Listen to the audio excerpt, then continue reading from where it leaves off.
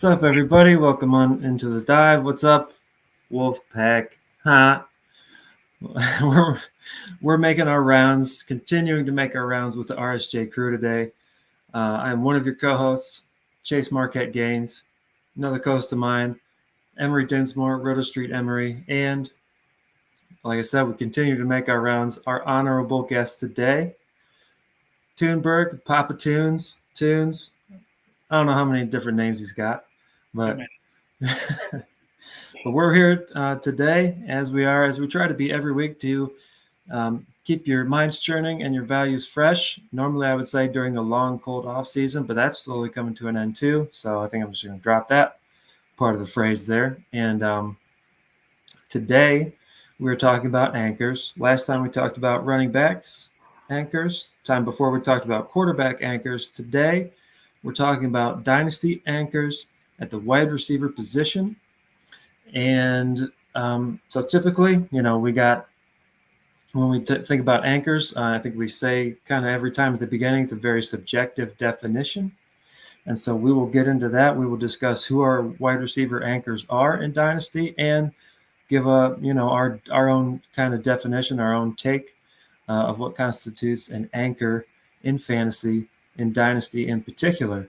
And another reason we got Tunes here today from the RSJ Dynasty League. Me and him pulled off a trade a couple weeks ago that involved a couple guys who are not on any of our lists for anchors, but they have a path in the future or near future to possibly becoming an anchor, and that is Treylon Burks and Rashod Bateman, especially as polarizing as they have seemed to have been this offseason, along with the D-Hop news of him going to the Titans. That should be a good one to get into a little later on. But Tunes, how are we doing? Doing good. A little hot up in Maine for once. Rain's coming, cool it off, thankfully, but a little excited for some wide receiver talk. Yes, football talk always. And Emery, what's going on, brother? Not a whole lot. Hot down here in Florida too, which is no surprise. But let's talk a little wide receivers. And I know this discussion is going to be a little bit different because people prioritize wide receiver a little bit differently in fantasy football, especially in dynasty. After we talked last week with the very, very minute age gap in running backs and what's been blowing up on Twitter over the past, 18, 24 hours with the news of Tony Pollard, Josh Jacobs, and Saquon Barkley not reaching a deal. It's just a completely different world in terms of wide receivers. I know a lot of leagues are PPR too, so wide receivers you're adding an extra point per reception with them, whereas running backs maybe get a couple targets a game. So I'm interested to chat about our list here. I know we've got a lot of the same names, but we've got a few different ones on there. Tunes, what was your mindset in making this list here? How did you go about finding these guys? I was looking at who I could pretty much forget for the next 3 to 5 years in my eyes. So there were some names where I was fighting myself to keep them off the list. Some names that I was on the list and I'm like, well, I don't know. They're an anchor now, but are they going to be an anchor in the future? And I was also trying to think of some of the guys that they might not be your anchor right now, but they're guys you really want to hold on to because they will anchor you in the future. Sure. Yeah. All right. I like it. Anything intro for you, Dane, or you wanna hop into your list? So one thing I did want to point out, just on my own, just independently. First, I'll respond to that part that Tunes was talking about as far as being able to count on them in the future. When I do think about who can anchor my lineup, I typically do. I just like to see, even if it's just a little bit in the present production, I do kind of like to see that first. I know, like with running backs, I went ahead and called Bajan an anchor because, like, who's not? But like, typically with the other positions, I do like to see a little bit of it on the field. just something concrete before I can go ahead and call them an anchor. I'm looking at my list here, and I don't know if there's anybody on there that hasn't. It seems like everybody's pretty much has some kind of a track record already. Because I think when we talk later about Treylon Burks and Rashod Bateman and the trade implications of me and Tunes' trade there, I think both of those guys have a path toward becoming a dynasty and anchor, somebody you can lock into your starting lineup for the next 3+ years. But yeah, for both of those guys, got to see a little bit of something. And one thing I definitely wanted to point out was when I say anchor is a word that pops into my head a lot, and it's popped into my head a lot over the years when we talk about redraft. Just somebody set it and forget it. They're locked in.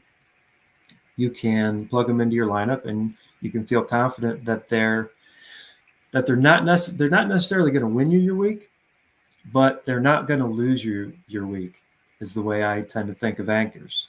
And so that kind of lends itself to taking I'm okay with taking a minor dip in ceiling if I'm avoiding a major dip, if it's a major dip in volatility.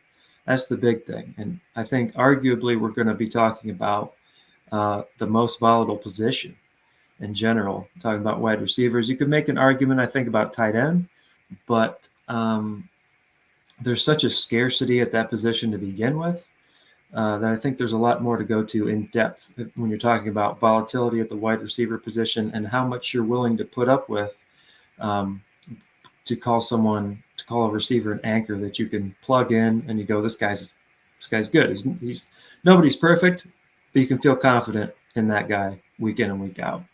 And so that's one of the big things. I don't, Emery, how much did volatility go into your list thinking here? I went sort of an opposite route, actually. I didn't think as much about volatility. I think a lot of the times receivers are obviously the flashiest guys on the field, right? They get the highlight plays, they get the notice on Sports Center, they get that. And so a lot, I think for wide receivers, the arranging of your team in Dynasty is a lot to do with your favorite players, right? And that was what came up for me more than volatility. It was always a thought, but I think honestly the fandom factor came in a little bit for mine as well. And I think that's going to be where some of the ones that we differ from in our list, I think that's where at least some of mine is going to come from. I think because people are fans of either wide receivers or quarterbacks, I mean, all the skill positions, but the wide receivers get the most airtime. They've got the divas, they've got the hard workers, they've got such a wide array of talent and of sort of production on the field that it sways. At least personally, I have a group of guys on a couple of my dynasty teams that are just my guys. They're never going to go anywhere. They're my anchors, and they might not be good enough for that, but that's how I feel a lot of people value and sort of assess the wide receiver position. I think that's a good point to make as far as the dichotomy between trying to be totally objective and not being, not letting your fandom of certain players actually hurt your team, but then on the other side of that, just going ahead and having fun with it. I try. I think we all kind of are subject to a little bit of fandom.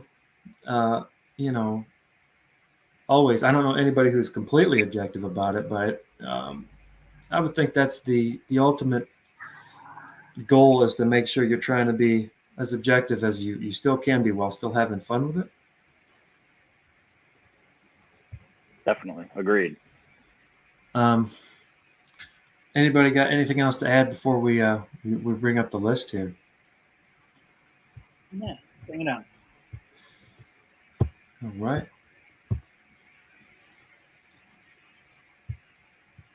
There we go. Let's full screen that, baby. And Make sure we got it good and readable here. So got a lot of color coding going on right now. So should be able to tell everybody in white is everybody that all three of us had.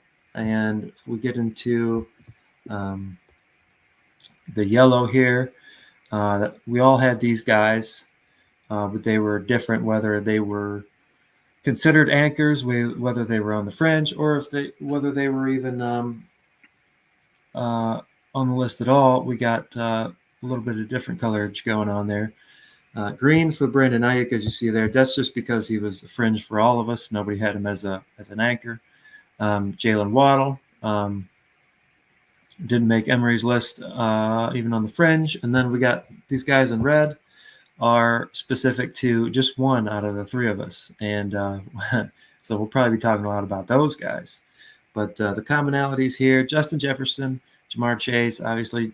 Devontae Adams, I thought was kind of interesting. We'll get into him. Stephon Diggs, Garrett Wilson, Amon-Ra St. Brown, CeeDee Lamb, Chris Olave, and A.J. Brown all made our list of who we consider long-term locked-in starters on a dynasty team.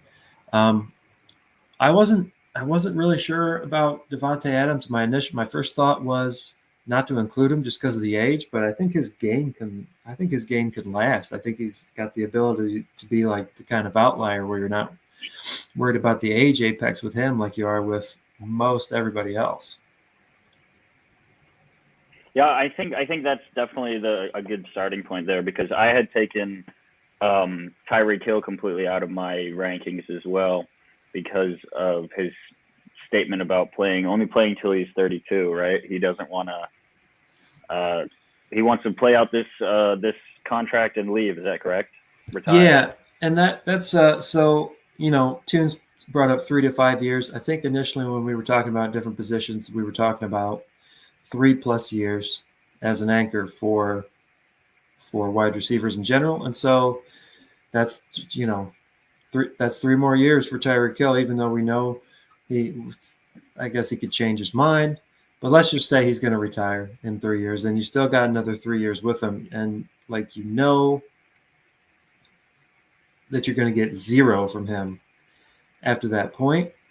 But because it was, if we're making 3 years and considering that long term, then I guess I figured I got to stick true to that and put him where I think he's going to be the next 3 years as far as an anchor guy. He's 29. Don't see him really falling off by the time the end of 2025 rolls around, as far as like I could definitely still see him in the wide receiver 1 ranks at 31 years old because he's Tyreek. So it's a tough one, definitely. I know Duck, when we had him on here talking about quarterbacks, he was kind of thinking of anchors as somebody you build your team around. And so in RSJ Dynasty, in the RSJ Dynasty League, Wolf is the guy with Tyreek. And the way he's been making moves on his team is with the idea that Tyreek's going to be gone in 3 years. So he's more in a win now mode because he's expecting Tyreek to retire. And normally I think when you think anchors, you're not really thinking like these are guys I have to win now with, like have to. Like it could lean your team that way, because if you've got these guys, if you got multiple of these guys, chances are you're in a contender mode, and so you're already in that mindset anyway. But to have a guy like Tyreek, who not only, it's one thing to worry about a guy falling off an age cliff, but to know that he's just going to be, that's a unique dynamic, definitely. And so I get the argument of leaving him off of here. For me, it was more of just, we're calling 3 years long term, so he's making the list. But really wasn't any more complicated than that. We're calling 3 years long term. I guess I got to put him on the list. And Tunes, your reasoning for keeping Tyreek on there too, is it similar to that? It's the 3 years, and I was thinking about taking him off, and then I was trying to think of anybody that I would put in over him, and it's really, really hard to see that. And he's saying he's going for 2,000 yards this year, and I don't doubt him. No, not at all. Right. I can't take him out of there. There's no one I would sit him for. I think 1-on-1, as long as Tua is healthy. So Yeah. he had to stay. I believe it. I can totally see the thinking there. I may have been a little more far-sighted in my rankings here, but no. To go back to Davante Adams, I'm looking at some stats here. He's played 14 or more games in all but 2 seasons, and each of those other 2 seasons he played 12 and 13. He sent, barring the year he played 12, since 2018 he's finished no lower than the PPR, the third wide receiver in PPR rankings. I mean, he's scoring upwards of 280, 275 fantasy points a year. A real monster in the targets. I mean, he's since 2016, his lowest target share has been 117, and that's a season he missed a couple games. But last year he had 180 targets. That could be Derek Carr's inability, but he's very got a very clean bill of health here, and there's no reason for him not to, with his footwork and with his ball skills. I mean, there's really no slowing down, and I think 3 years is a certainly the easiest window to think of, but much more of that for sure. Definitely seems to have. Yeah, Diggs is another interesting one because they're both guys who didn't come out of the combine super fast or anything. Yeah. So, right. If they can have as much success as they've had to this point, not being the fastest guys, I think that's probably a good sign for their longevity or hopes of longevity, that they don't have to rely on it. Right. That their game has been able to succeed without it.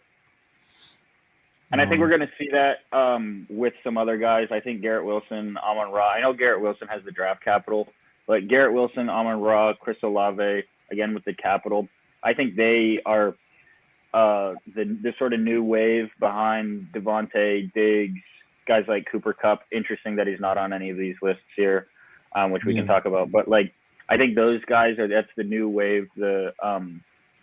The sort of Mike Evans style guys that play outside for the most part and just stay healthy, catch 100 passes every year and are just beasts, and that's why they're on this list.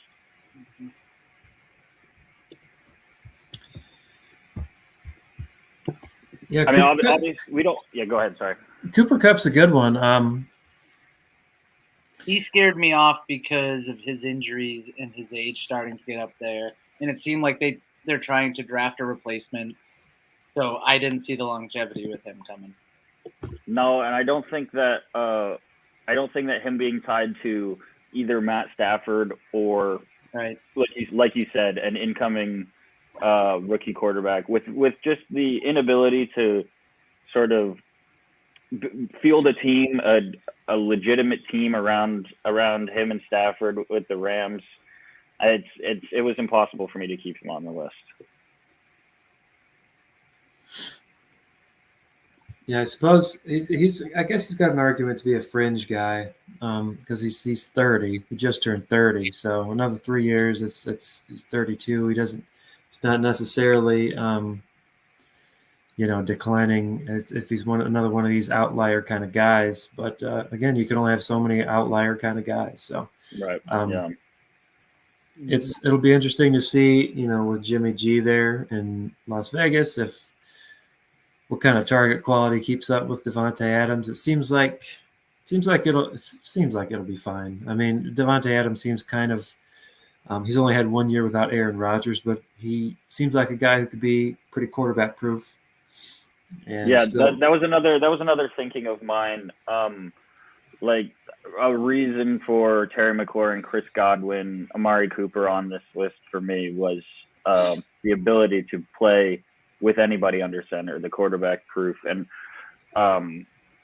yeah, definitely a term that was bounced around in my head when I was compiling all these names. Is Jimmy G going to be the quarterback? That's the bigger question. Yeah, we'll And if see. he's not, is it? Yeah, I think so. I mean,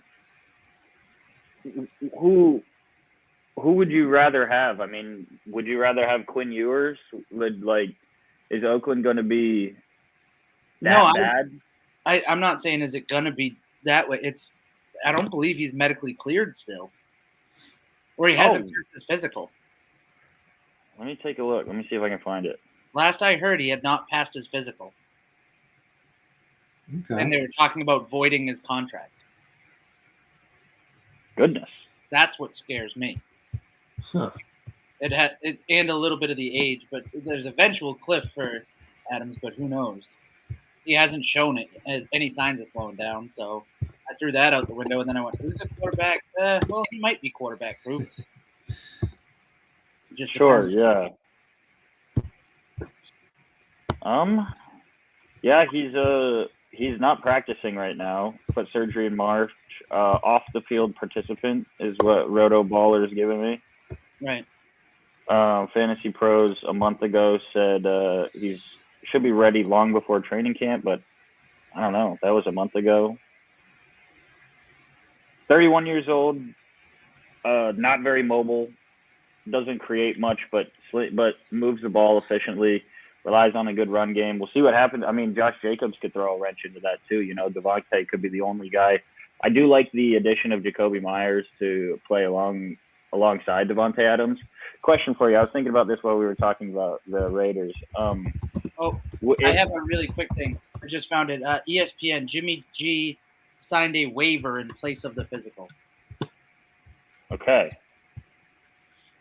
So that is good. Got it. All right. So less worrisome there.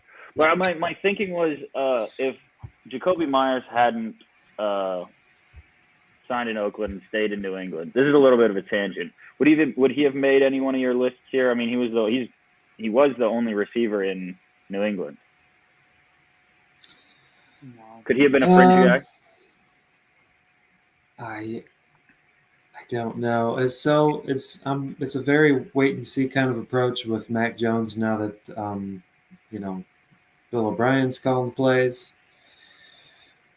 I know there was like Mac has got his PFF grades have been good for what that's worth. You know, I don't know.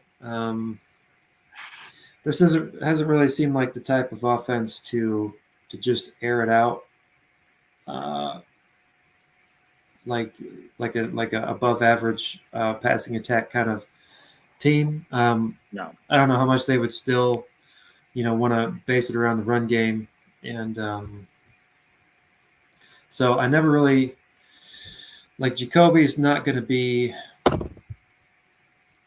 I don't think he would approach that conversation of like one of those next great New England slot receivers. Like I don't know that he would get up to that level. Right. I actually like him more now that he's in Vegas with Adams taking some attention away. Yeah. And back in business with Josh McDaniels too. Right. We loved him. Only 26 years old. Has played one full season in the NFL. Only eight touchdowns. He had one of the wildest touchdown droughts. Okay, so sorry for the tangent there. No, it's interesting. Actually, Devontae Adams said that he was hindered in New England, and just wait till you see. So who knows? He could just be talking up his teammate, but yeah, Adams really knows his football. So there's a lot of weird stuff coming out of the Carolina locker room too. So I don't know. All right, so the next guy I see that we should bring up is DK Metcalf. Mm-hmm. Tunes, you don't have him on the list. Nope. All right. I feel like the more and more I hear his name brought up in the news or brought up like him talking and bringing some negative towards him. I don't know. That just spells disaster for me. Also, I think that the quarterback play is going to take a dive this year. And there's more competition with JSN. I actually think JSN is the best receiver in that group, or will be. Mm-hmm. So, and I wrote something down here. I said he had 6 games in the single digits last year and 9 high-quality games. So it's a 50-50 shot, and to me, that's not an anchor. All right. He has to be more consistent. I'm looking at this now too. I mean, looking at this New York Jets game here, yucky. Tough to do that at the end of the season there. Yeah. So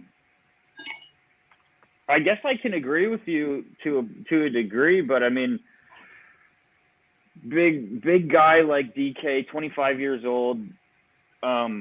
What's your take on Geno? Like, how are we? Are we hot? Are we cold? Are we tepid with Geno? Is he going to play like he did last year? Not in my opinion. No. I think he's gonna nosedive. Okay.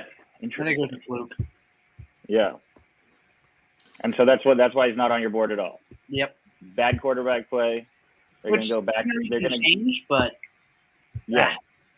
Bad quarterback play mixed in with fluky play by him. It's just it could be great and it could be bad. And when I have that could be either way, it's really hard for me to put them at as an anchor. Okay. Dane, you had him as a fringe, not an anchor. No, because I still would have liked to see a little more out of him. This past year in particular, I'm not really. For me, it's not really about Geno. So he finished as the number 16 wide receiver in PPR, but I think he did play every game, and his per game rate in half PPR was the wide receiver 27. And so you do see some. He had a nice stretch in the middle of the season here, starting with Atlanta, or really starting with Giants, 14.5-point performance going down through Carolina. So there, the beginning of the season there, I don't really consider to be like a big deal because that was Geno's first games really playing with starting for the Seahawks, but it's not his first game starting with the Seahawks, but he only played a couple up till that point. It was just kind of this overall feeling where I wanted to see a little bit more out of DK, and I don't know if that's just a testament to Tyler Lockett. I mean, age catches up with everybody at some point, and I know Lockett's not on our list. I think all three of us would probably say that because that's a long-term concern with him. I think he's 31, and could definitely see the near future of this wide receiving room being DK and JSN. I don't think anyone here is going to deny that JSN is the more talented receiver.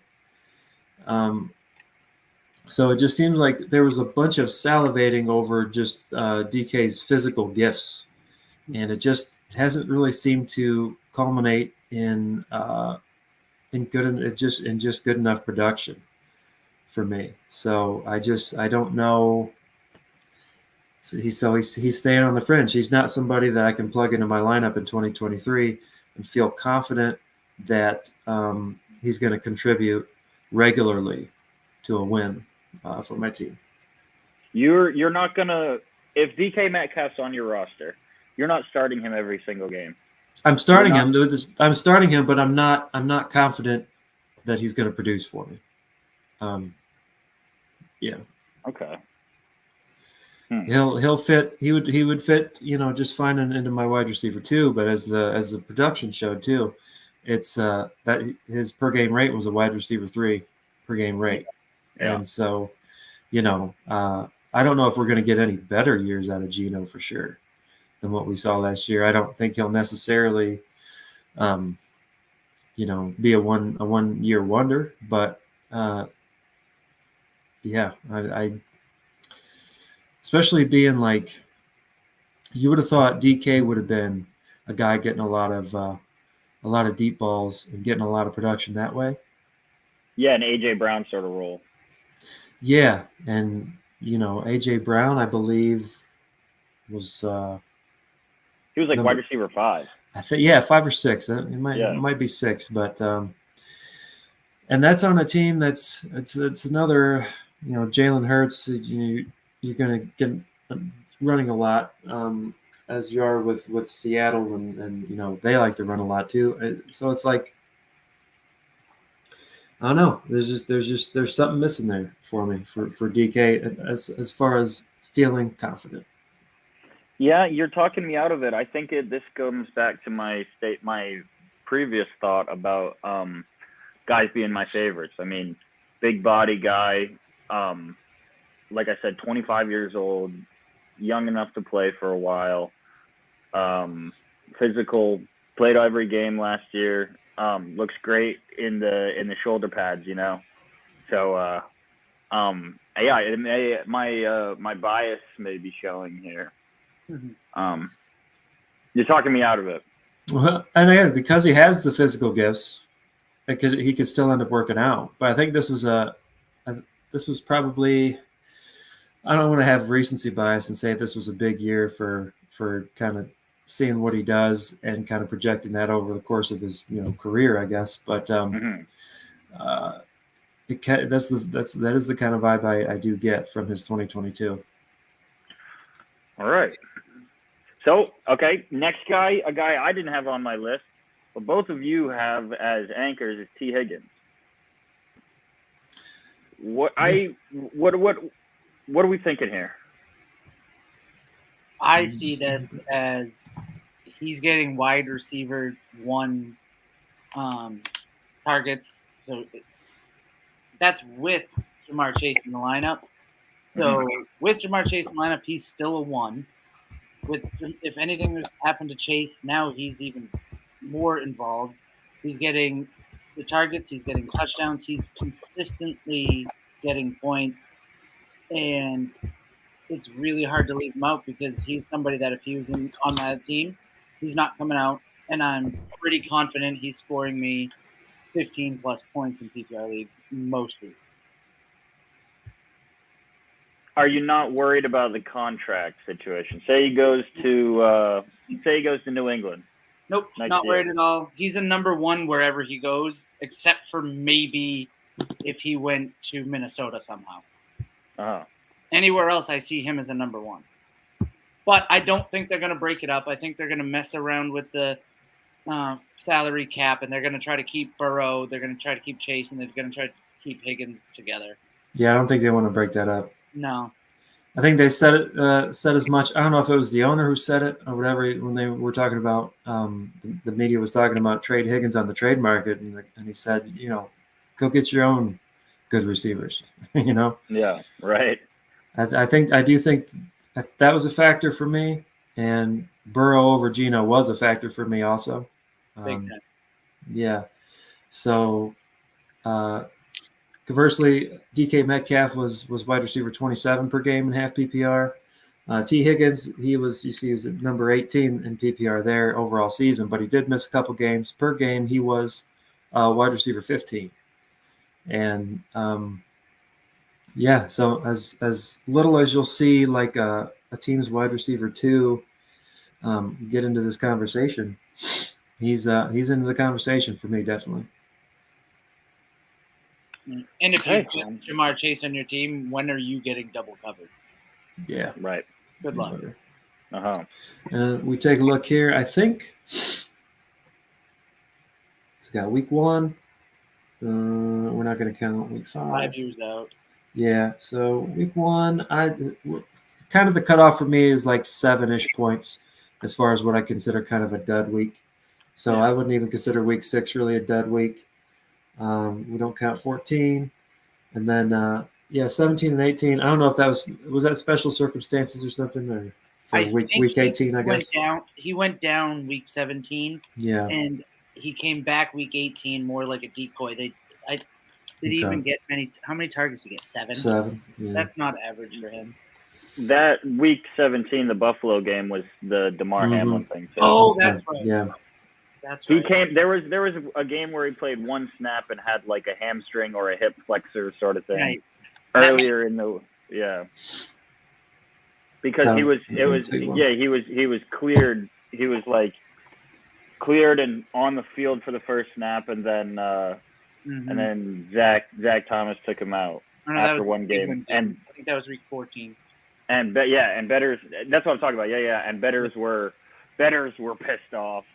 That was no good, but yeah, no, this is some great production here. This is a better looking board than DK. And you got to consider he's doing that with Jamar Chase on his team. So if there was anything to happen to him, oh my God. Oh yeah. I think we did see that. I'll always regret not playing a second lineup week 16 of 2021 in the Millie Maker because Chase was out, would have had Higgins in there. I won't get into it too much, but the dude had 12 catches on 13 targets, just went off. I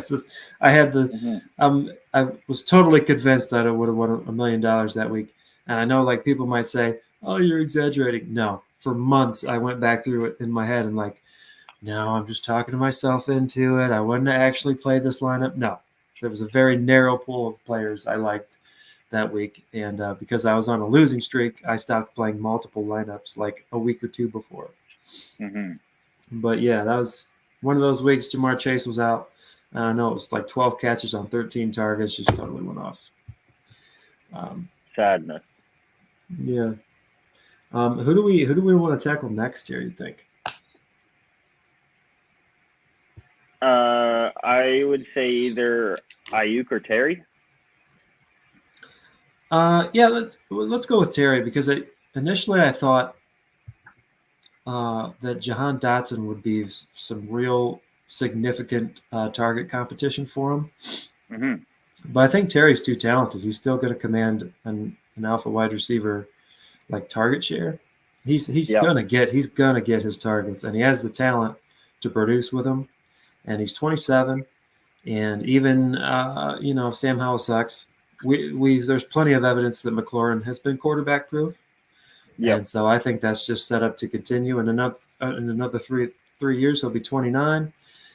That for Terry McLaurin, that's still fine. I think he can still produce for you well enough to be considered a consistent anchor on your team.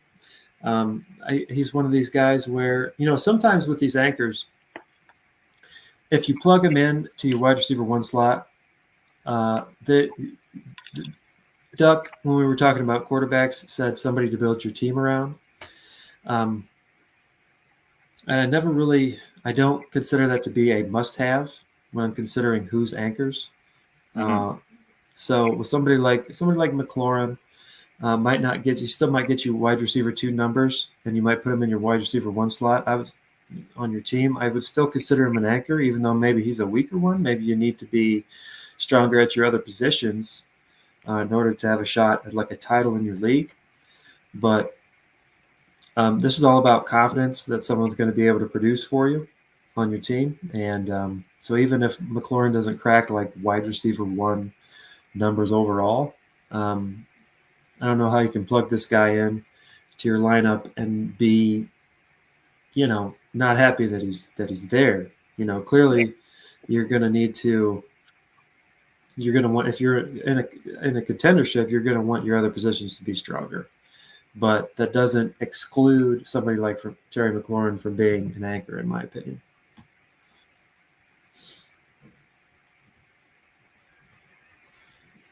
And I forget who. So, let's go back to this here. I forget who had him on. We both, Tunes and I had him as fringe, basically because he is quarterback proof, like you said. He had better seasons or PPR point wise, at least than both DK and what's his name, Higgins. Yeah, Terry McLaurin's a guy that I really target in redraft because he doesn't get the love that he deserves. I like him just because they're always losing, so they have to throw it. Yeah, supply and demand. And per game, we were talking about DK Metcalf being wide receiver 27 and half PPR per game. Terry McLaurin's over only wide receiver 22 per game. I think for me, Eric Bieniemy being there might make a little bit of a difference. I agree. So it's maybe I'm being a little too much of a fan here, putting him on a locked-in anchor spot, but that's also the subjectivity of the thing. I could always be wrong about somebody like McLaurin. You could technically be wrong about anybody if they have a season-ending injury or whatever. But yeah, I could see an argument for keeping him on the fringe. I'm still buying the talent here. I think primarily with McLaurin. Agreed. Yeah, it's a great buy. I've been talking with a buddy in my home league about picking him or getting him from him for 3 years now. So just won't bite. Well, that's dedication. Oh yeah.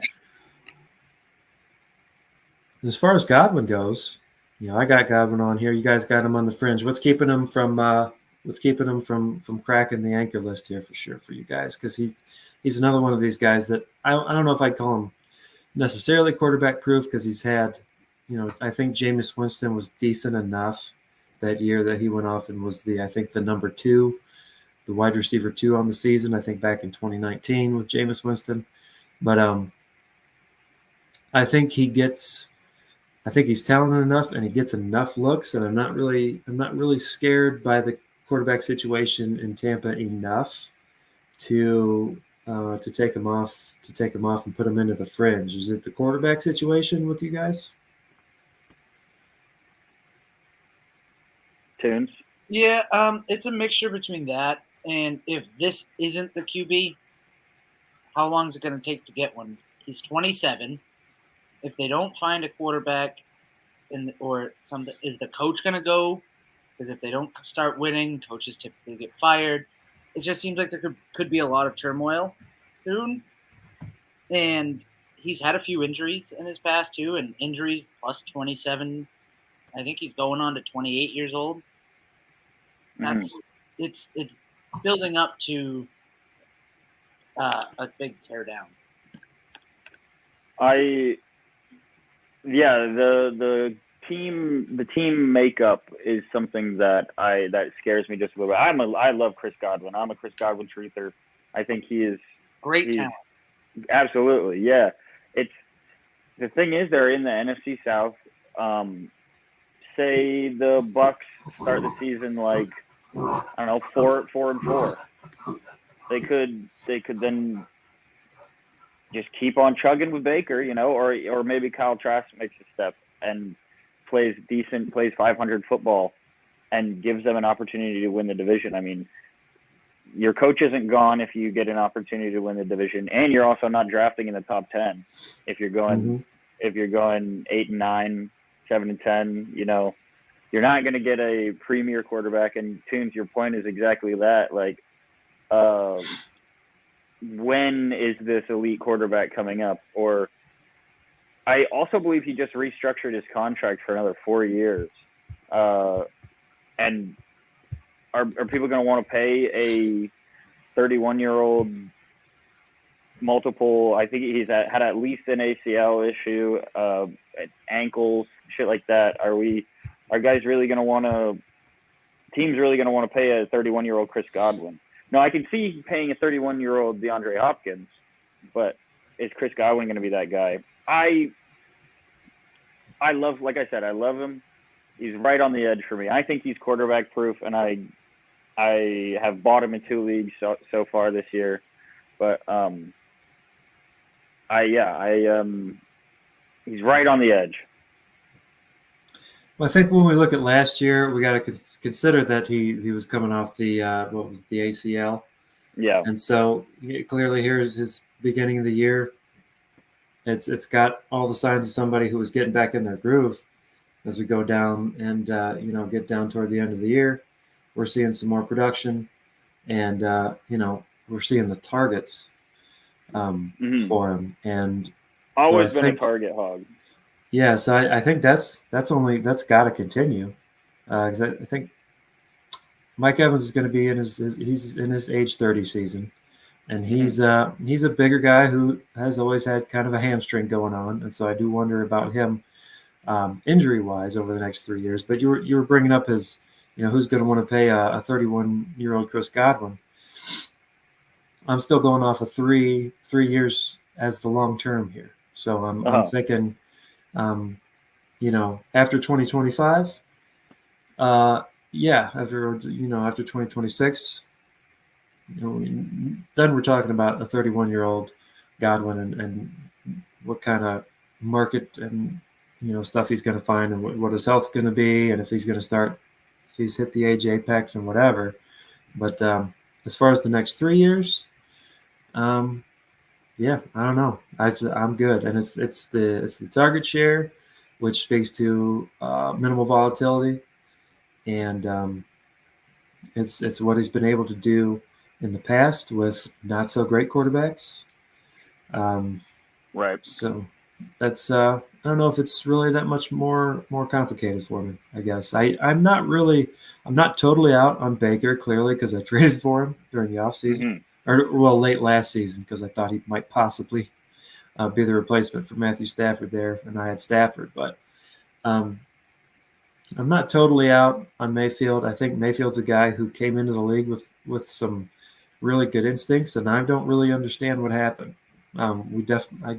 His last year in Cleveland, clearly I watched all those games, and I saw him make weird, bad decisions. So I don't know what's up with that. I don't count it out that he can even get his career back on track. I think there's a path for that. It's it's low percentage, clearly, but I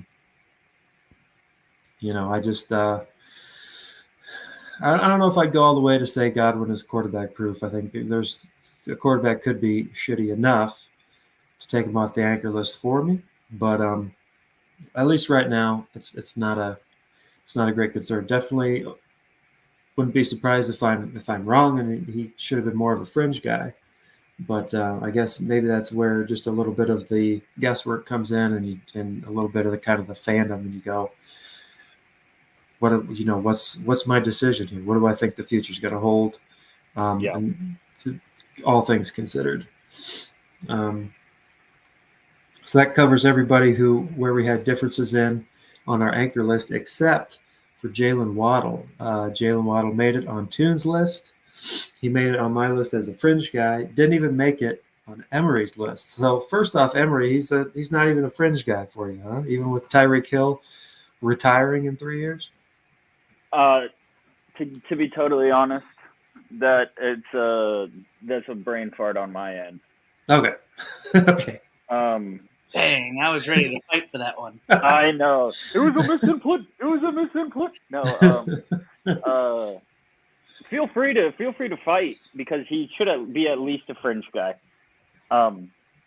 Lay it on me, Tunes, your reasoning for him being on your anchor list.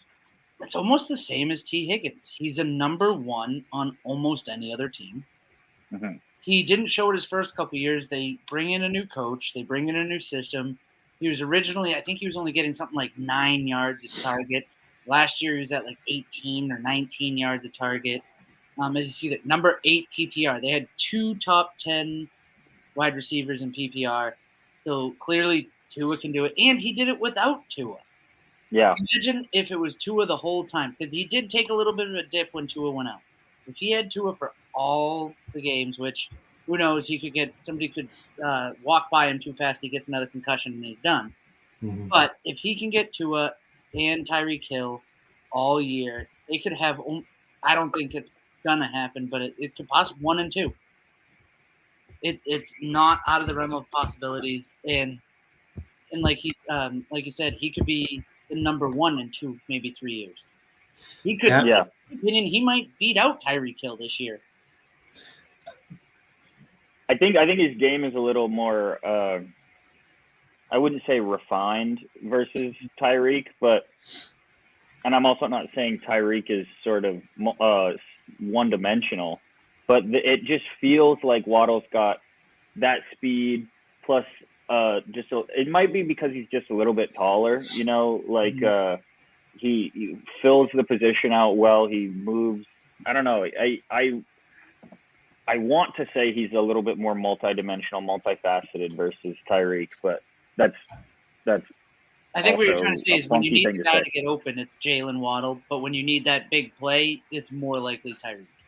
Sure. Yeah. Yeah, I might have to. Go ahead. Go ahead. No, I was just going to say that it's wild to think about that both of these guys could be top 5 next year. Easy. Yeah.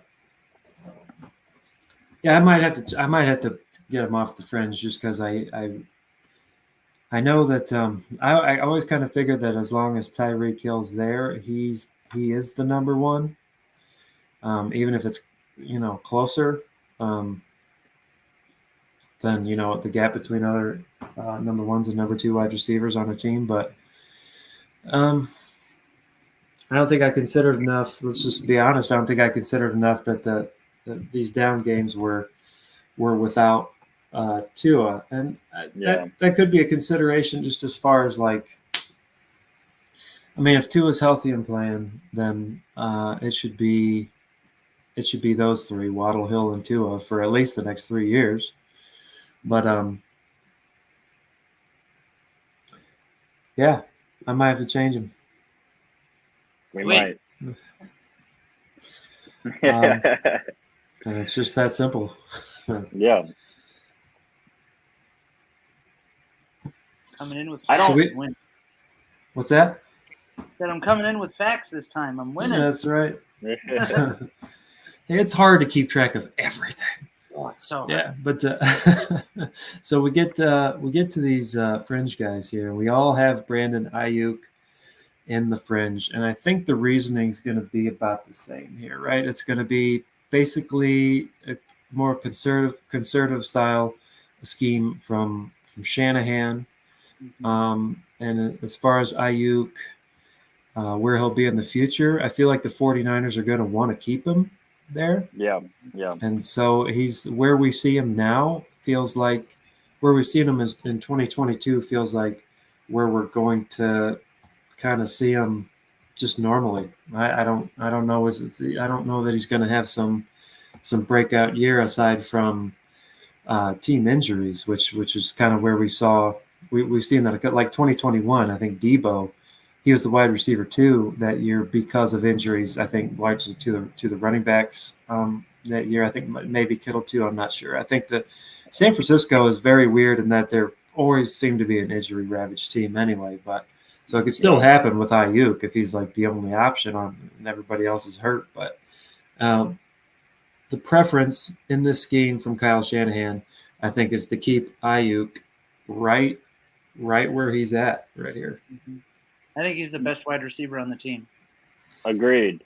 But when you look at these days where he's getting 3, 4, 5, 4 targets, is that going to be successful enough? Is he going to convert those targets to receptions and big plays? He's been doing it before, but is there really enough on 5 targets? Is Ayuk going to be able to break off 2, 30-yard catches? Is he going to be able to street? He is, yes, but is it going to be reliable enough? And I think that we've seen enough. We've seen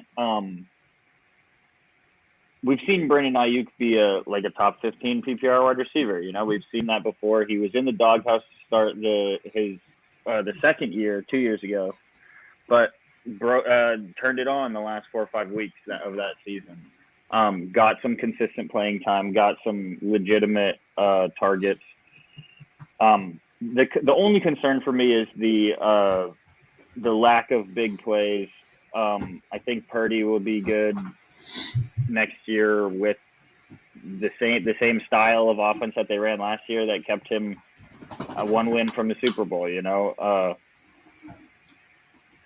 just think that he's just on the outside. Right, scheme's gonna hurt. Say again? I said hit the scheme out there is gonna hurt. It's a run first, Yeah. a lot of dink and dunks, which that's not his forte per se. He's the best like mid to long range receiver on the team. Right. He can take the short ones, but that's Debo, so you're not gonna run two guys in that like 5-yard range. So Yeah. he's got the Yeah, talent there. It's just scheme and QB play. Yeah, no. Normally you're thinking always by talent, and sometimes you got to know when you're not purely buying talent, especially in Dynasty. I think that's maybe the primary objective. What you're trying to do is just buy talent, but I mean, there's too much writing on the wall with Ayuk and his role on this team. I think. He's also a homer pick. He's on my team. Can't lie there. So we said everything we got to say about Brandon Ayuk. Yeah, you guys ready to make your arguments here? Yeah, should we just start with me? Yeah, hit it off. Over here with Devontae Smith. A little surprised nobody picked up Devontae to call him at least a fringe guy, because he's on another one of these teams that is like making the argument for the best 1-2 in the NFL. So clearly AJ Brown is the guy who's getting the more of the deep shots, and they're in an offense that is pretty good at pulling those deep shots off. And so definitely some 4-target game here, 4.8, 3.2. A 7-pointer. He really came on strong at the end there. I think Smith is in a spot where any given week he could outscore AJ Brown, at least fantasy wise. So him picking up a lot of these targets at the close to the regular season, I don't know if that's something that's going to continue or not, or if he's going to continue to have more of these 2, 5, 4 target days. I know there was a concern that Dallas Goedert was out, and so with Goddard healthy, that's going to take more attention away from Devontae. I just think that the offense is too good. I am too big a fan of Howie Roseman and being able to keep a quality team on the field that can continue to produce at a high level. Let me check this out here and see. He's number 9 PPR wise. If we go to per game, 1, 2, 3, 4, 5, 6. So wide receiver 17 per game. Mid wide receiver 2. The offense is too good. He still sees too many targets for me to warrant him not being at least a fringe guy. There's a little bit of volatility here, but it's not enough to scare me off. I think the offense is just too good, and I'm not really scared off by Goddard enough. Like he gets too many looks to keep him off the fringe list for me. I think it's going to continue. What do you think? Don't get me wrong, I like him. He's on my team. It's one of those. I looked at it and I said, I think their defense is so strong, they're going to jump ahead really fast. And if they do that, are they going to be chucking the ball? No, they got a really good running quarterback. They got good running backs. And again, like you said, you got Goddard taking targets away. You got AJ Brown taking targets away. But to go on is he going to get more targets like he was getting towards the end of the year? I think that's more. They noticed how much teams were overshadowing AJ Brown, and they're like, "All right, if you're going to take that leg away, we're going to go with the other one." So I feel like next year it's going to be a lot of back and forth between those guys. It's what is the team taking away? Okay, we're going to hit the other. So I think this could be one of those teams. Sometimes, every once in a while, there's one of those teams where it doesn't matter if they're ahead; they're still putting up some good passing numbers. I think 2021 Rams were kind of like that. There was a game that I think I forget who the opponent was, but they just like blew them out right away. But still chucking the ball. Right. I could kind of see this being that way for the Eagles. Maybe not. But I feel like Devontae Smith, even being 6 foot and 170, was so talented coming out, and his rookie year was good, and it was good enough. It wasn't like some elite year, but it was like I'm not surprised at the output from Devontae Smith here, and I just this is where I'm kind of buying talent and going outside of quarterback. Where's the most talented guys? I think it's Brown and Smith. Even with DeAndre Swift there, Dallas Goedert is good, but this team really succeeded on the backs of Smith and AJ Brown in the passing game, and they do a lot of damage in the run, but they really didn't need to. I don't know. I can't remember off the top of my head how much passing work like Miles Sanders got last year or whatever. Like it's even with when Goddard was healthy, it seemed like it was always these two guys, but maybe not every single week, but it's just, I feel like there's too much talent between those two receivers that Smith's going to garner his looks. And if you bringing up that teams stopped, they adjusted because teams were overshadowing AJ Brown so much. That kind of seems like a problem going forward of like, what do defenses do? You can't overshadow either one of them too much, I don't think, because obviously if you start overshadowing Devontae, then AJ Brown's going to get his. I think that might just be like an unbeatable problem for defenses, and AJ and Devontae are just going to continue to eat.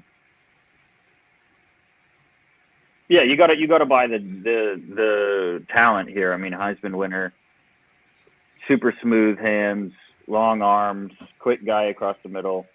I think I agree more with Tunes, however, the fact that we saw how much Philly put the pedal to the metal in the first half. Came out, they had the best first quarter offense in the league, and then they were terrible in the third quarter. They didn't bring the juice apparently after beating up on bad teams in the first quarter. So yeah, I don't think that I would change my mind about this, but I don't need to change yours either. Mm-hmm. And here's something else about Devontae. We saw Devontae Smith numbers from week 13 on. It's not like he was taken away from AJ Brown. I mean, look at these numbers from AJ Brown in week 13 on. Mm-hmm. They were both for 6 straight weeks. Both were just feasting. Right. So you see that they have the capacity to do that, and that was just their first year, together. So right. And you had mentioned about Goddard or Sanders receiving. Goddard was back towards the end of the year, and he was getting good targets, and they were still producing. Sanders never had more than 3 targets in any game. So okay. And I don't know. That's something that might change now with DeAndre Swift. I really don't know. It's hard for me to get a beat on DeAndre Swift just because it seems like the Lions, they just hated him for some reason. I don't really get it. Like I think there was a stat out there that Swift was top 5 in yards after contact and broken tackle rate, I think. Mm-hmm. So I don't really get the deal with DeAndre Swift, and if he's more talented than Detroit wanted to admit, then I guess we'll find out, and we'll see what kind of passing work he gets.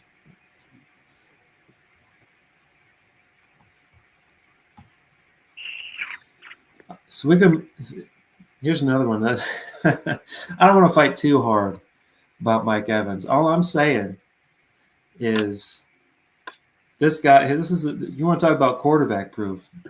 Mike Evans' quarterback proof going back to college. If it wasn't him teaming up with Johnny Manziel at Texas A&M, what kind of quarterback is Johnny Manziel? Because clearly, we saw him come to the league and do shit. All Mike Evans has done is have 1,000-yard seasons every year of his career. So you could say like Mike Evans made Johnny Manziel, really. So like it's injury is a concern for Mike Evans, but if he's out there and he's healthy, he's such a good contested catch guy. And even with somebody like if you get a quarterback who's not, that great, like a Baker Mayfield or a Kyle Trask, you heave it up there and he's got a chance to catch it every time. I think that is a solid enough point for me to consider him for the next 3 years as somebody that I can plug into my lineup. He used to be in before the last year or two. I feel like he was more volatile than he has been the last year or two. So my first thought with Mike Evans was, oh, he's volatile. He's like you couldn't always count on that game for him to put up like a big fat goose egg or like a one catch kind of thing. But I feel like the last year or two we didn't see that as much, and so I kind of am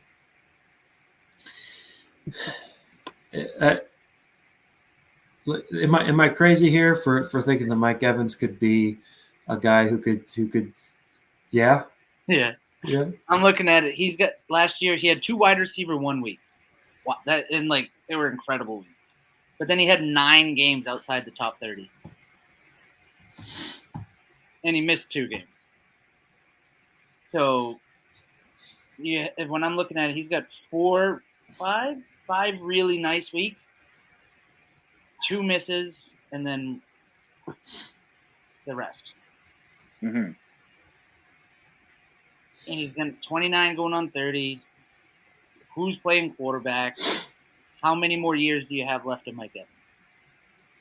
That's why I shipped him out last year. I agree with both of you on this. Actually, how non-confrontational. I don't think that it's sustainable, but again, like, show me when he has it. Show me a year he hasn't had 1,000 yards receiving. You can't. That's what's the thing on the latest news here. Going for Jerry Rice's record for most consecutive 1,000-yard seasons. I hope I think he he's gets probably. it. What's up? He said, I hope he gets it. I like him. It's one of those. You're playing a double-edged sword when you're going with that. Definitely. I think there's room for double-edged sword guys in the fringe, right? Maybe. Ain't no way. Maybe. See, he's one of my. So we'll call him like maybe my weakest fringe guy. At 32, do you list. still feel confident in him? Is that his 3rd year? Is that what we're talking about? 2025. At 31 going on to 32. How do you feel about him then? That's where I kind of fall off at it. I think he might have a year or two of really good or decent, serviceable, kind of like last year, where he'll have those really, really high highs, but he's going to have those really, really low lows. And the team's moving in a direction that I don't like. Yeah. Yeah, it is. That's another that's a real big question mark for me. I don't want to count the Bucks out yet, but if I had to lean one way, then I would start counting them out. But I don't know. I still kind of want to see it on the field first, I guess, before really counting them out.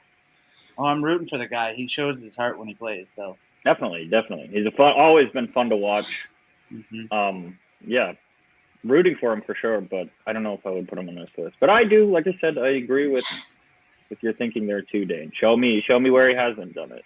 Mm-hmm. Prove to me that you can't do it after proving year in and year out. What is it, 8 years now? I think I'm going with the Belichick mindset. Get out a year early before a year late. Yeah.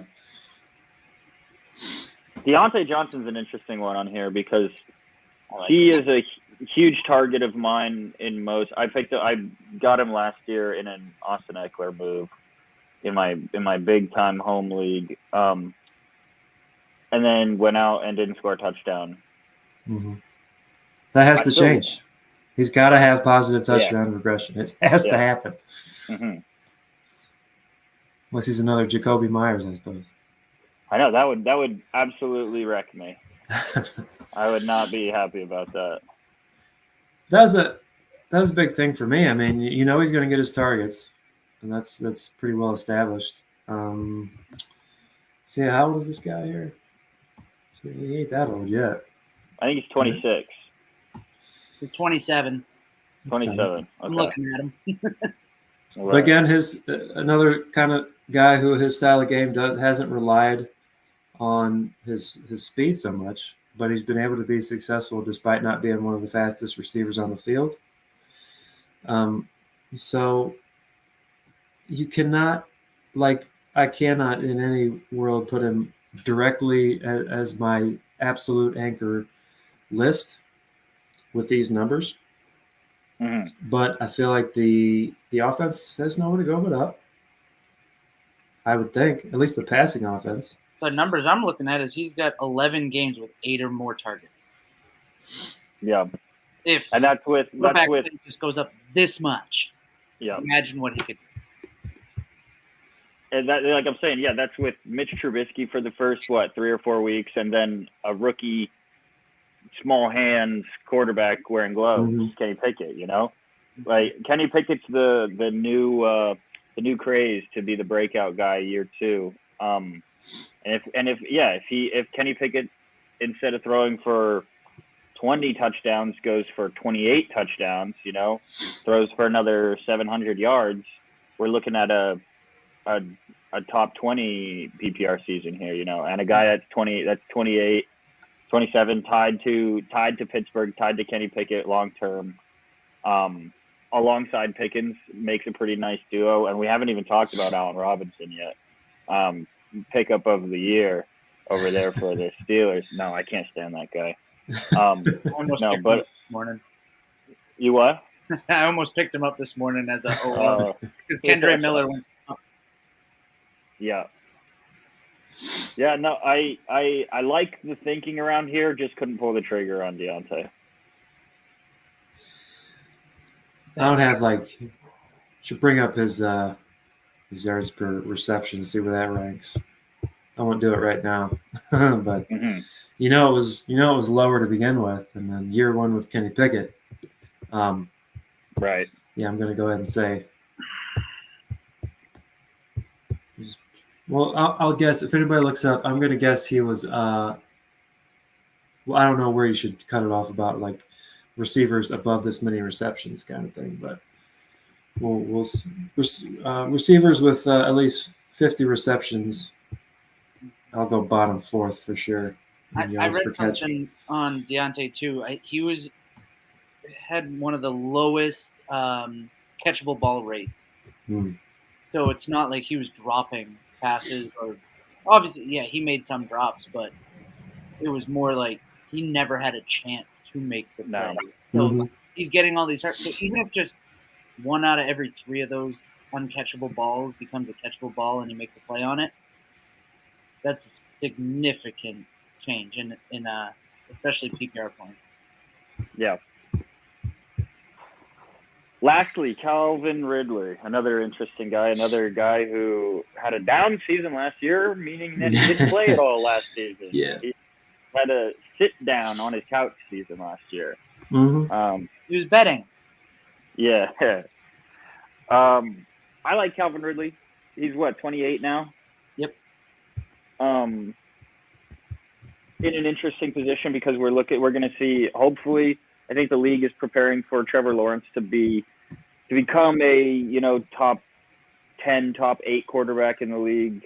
And he's adding the big name receiver, with the trends that we've seen over the past couple of years, Josh Allen with Stephon Diggs, Joe Burrow with Jamar Chase last year, AJ Brown in Philly. I think, alongside Doug Peterson and the introduction of Calvin Ridley to this offense. I think it's going to be fun to watch.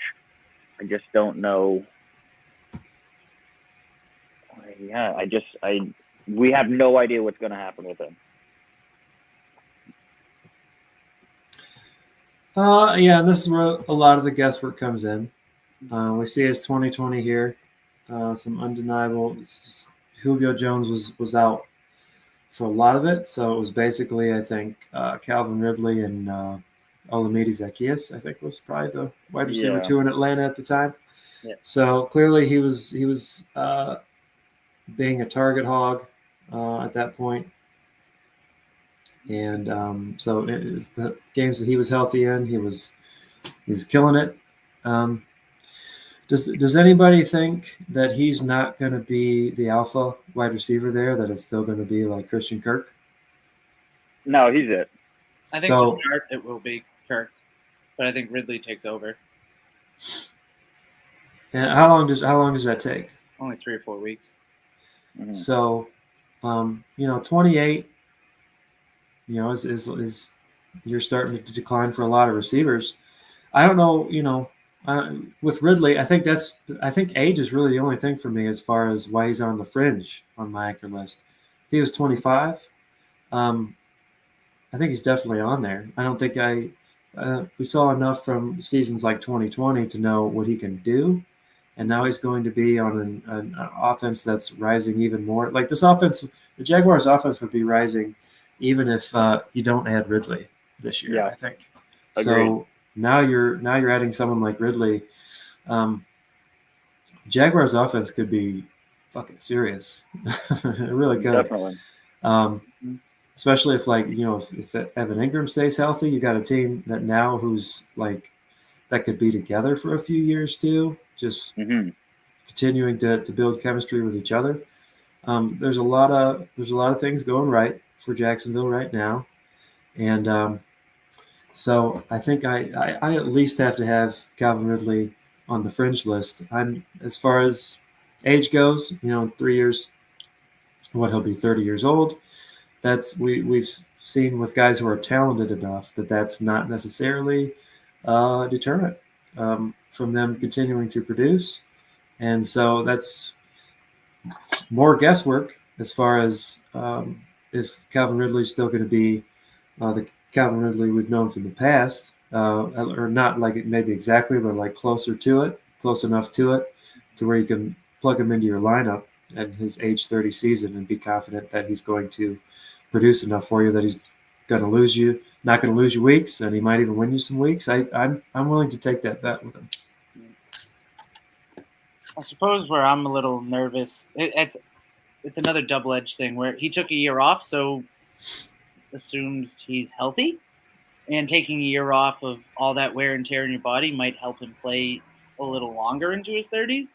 But also taking a year off could easily set you back a step, trying to find that game speed again, try to find that rapport again, find your hands again.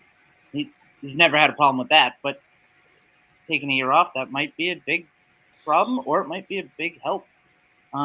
Could he be? Yeah, but like you said earlier, I kind of want to see it before I put him in that role. Yeah, these guys who are in the pros now, I mean, what age did they start playing football and didn't take a year off since they were 10 years old? So, I don't really know if there's a lot of I might have to look into that to see if there's anything online that references guys who have taken like a year or more off and then have come back and were they able to pick up where they left off, kind of thing. I'm kind of looking at like the Deshaun Watson. He'd look like hell. Yeah, but he was in like scenarios, but and then that was like 5 or 6 games, right? You said, who was that? Le'Veon Bell? Le'Veon Bell. He held out for a year. He came back. He wasn't the same guy. Well, and they're different positions, so it's going to translate differently. But it's one of those I don't know, so I won't do it. Agreed. Okay. Also, Adam Gase destroys players. We know this. So, if he came back and was with the Steelers, I definitely would like to see the parallel universe where that happens and seeing how that turned out. He was I in the forgot news. that's where He he was in was. the news this week about it, right? He was saying he was Oh. sorry he never left, or he's sorry that he left. Wish he Yeah, I never didn't see that. Yeah, no one's arguing with that. No. Any more Calvin Ridley talk, or we're moving on to Emery's list here? Let's see what Emery's got here. Judy. Starting out, we might as well start out with Jerry Jeudy. What Yeah. do you think? I think all four of these guys are going to be the number one target on their team. I think age with Jerry Jeudy and Michael Pittman especially, these two guys they're 24 and 25. They're going to be the guys on their team for at least the next 2 or 3 years. Jerry Jeudy was into some trade rumors, but that was shut down. I think adding Sean Payton is massive to Judy's development. I mean, you're looking at some decent numbers here. Missed some time, but came back hot. And getting targets too. Another year for Russ in the system, at least in and around the same dudes. Hopefully getting a little boost from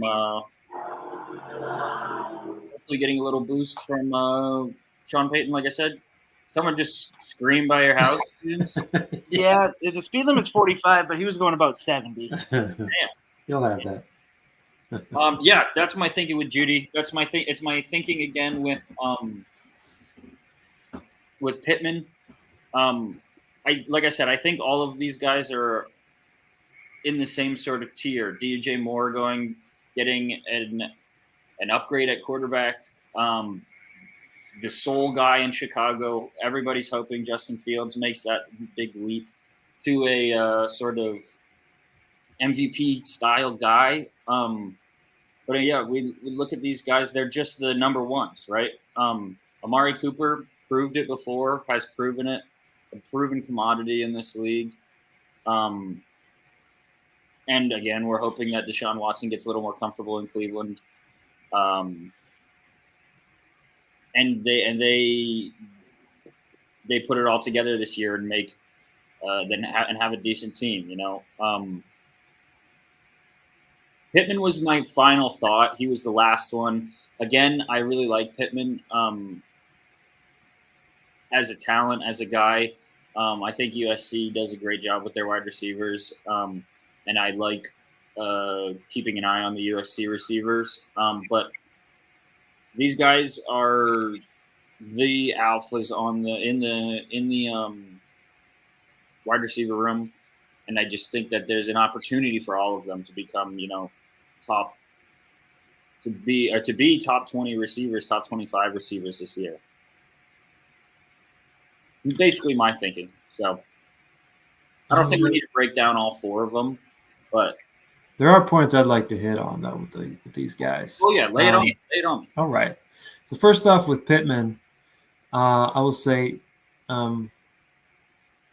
it's a point that I brought up with Wolf a couple times. It's kind of a little thought exercise. Is that you have 32 NFL teams, but it never works out that every team has a receiver that finishes within the wide receiver 1 to wide receiver 32 range. There's always a few teams that have multiple receivers in that area, clearly with like Hill and Waddle, something like that. And there's always teams that don't have a receiver break that wide receiver 32.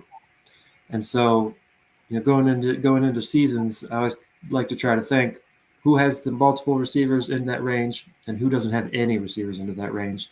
And with the Colts, with Anthony Richardson there, who is going to need some time, I think we can all agree, to adjust to the pro game, along with however much they're going to do with his athleticism, and perhaps be one of these teams that just that uses the run a lot more and passes a lot less than most other teams in the NFL. The Colts are one of those teams that I've pegged for not having a receiver for this year and maybe even next year break the top 32, and so that's going to include Pittman.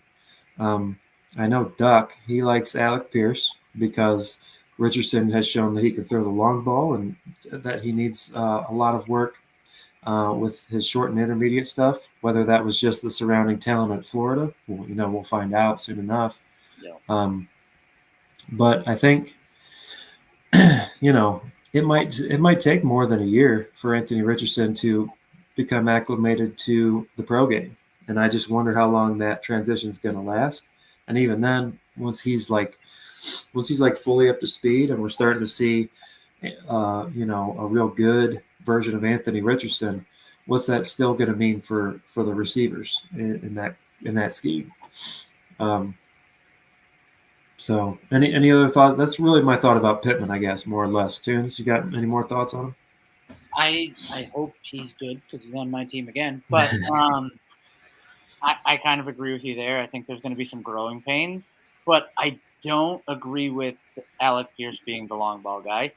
I know he's the fast guy on the team. I think he's the guy that's going to take the roof off the top. But Pittman's shown time and time again he can be the long ball threat. He's got great hands. He can out-jump the guy. And I saw a video of Richardson throwing a ball pretty much flat-footed 60 yards. And it was So it's one of those hit or miss situations where we could see great things from Pittman this year, next year and on, or it might take a year or two. And does Pittman get a second contract in Indy, or does he go up? I wouldn't put him on my list yet, but he could definitely be on my list in the short term. Yeah, I'm hoping to buy the talent, Right. Yeah. I think the only one I disagree with is can we go back to the list really quick? His list. I like Judy. I think he definitely could. I don't agree with the DJ Moore or the Amari Cooper. DJ Moore, I think they both have the talent. I just don't like their situation. Everybody's saying Justin Fields, who is also on my team, so I hope he does well. Yeah. But I don't think he is going to become randomly this amazing passer. That was he in college? He did well, but he hasn't proven it at the pro level to me yet. So it's again, I have to see it before I believe it with DJ Moore. And Amari Cooper, I just feel like I don't. I think it's I can't trust anything in Cleveland. Sorry. Hey, no problems there. Obviously, we all know helmet scouting isn't the wisest, but no team has consistently underperformed even the low expectations like the Cleveland Browns have over the past 2.5 decades. So, I thought I had this pulled up, but I guess not. So, there's a Scott Barrett tweet that pointed out that a 15% target share on the Chargers is the same as a 30% target share on the Bears. So I know, like, that passing offense, you would think is only going to go up too, but that's a big gap to close. Definitely. Even if it goes up almost double, it's still not enough. I mean, DJ's the clear alpha there, right? Like he's the most talented guy. So if there is going to be it's another low percentage path, but I think there is a path there where in a couple of years we might be talking about 2 fantasy viable Bears wide receivers, depending on how that offense continues to go with Justin Fields. But again, low percentage. So you better not be talking about Chase Claypool. No, I'm talking about Tyler Scott, actually. Oh, okay. Neither one of those guys. No, neither one. I again hoping that the addition of a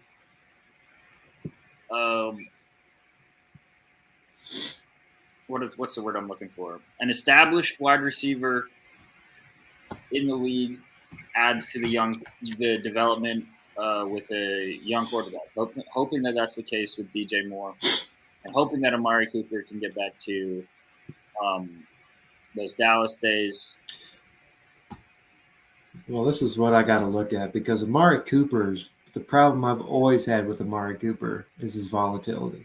Mm-hmm. And so I know I was looking at 2022, so we can go through other years here. But these kind of numbers that we're seeing here, I feel like are the kind of numbers that Amari puts up every year. Yeah. And so there's a 3 target game there.